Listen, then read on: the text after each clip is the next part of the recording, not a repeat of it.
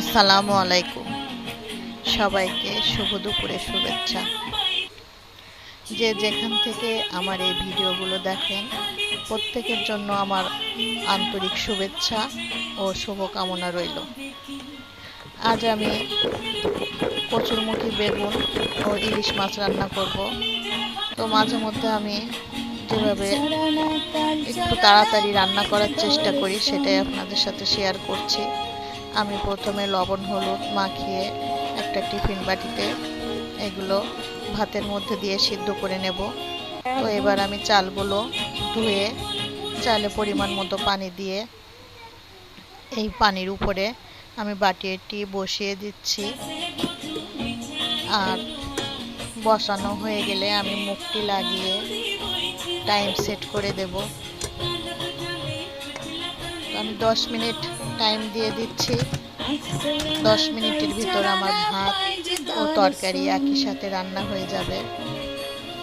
একটু কাজ আগিয়ে নিচ্ছে এই আর কি। একসাথে আমার খরচও বেঁচে গেল আর সময়ও বেঁচে গেল। আর এই তো আমার ভাত হয়ে গিয়েছে, সেই সাথে আমার তরকারিটিও সিদ্ধ হয়ে গিয়েছে। আর আমি এবার এগুলো উঠিয়ে নিচ্ছি। এই যে দেখেন কি সুন্দর সিদ্ধ হয়েছে।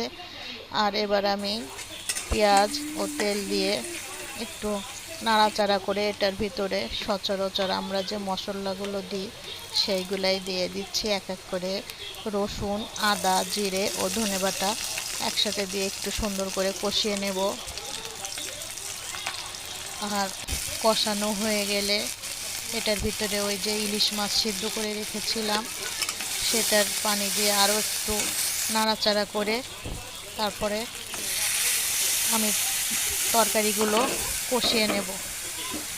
আর আমার তরকারি কষানো হয়ে গেলে এই যে ইলিশ মাছের ঝোল করেছিলাম সেটা ঢেলে দিব এটার ভিতরে দিয়ে আমার রান্না শেষ করব।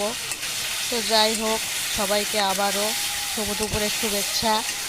সবাইকে অনেক অনেক ধন্যবাদ এতক্ষণ ধরে আমার ভিডিওটি দেখার জন্য। প্রত্যেকের জন্য অনেক অনেক দোয়া ও শুভেচ্ছা রইল। আর আপনারাও আমারও অপূর্বর জন্য দোয়া করবেন। সবাইকে শুভ দুপুর। আল্লাহ হাফেজ।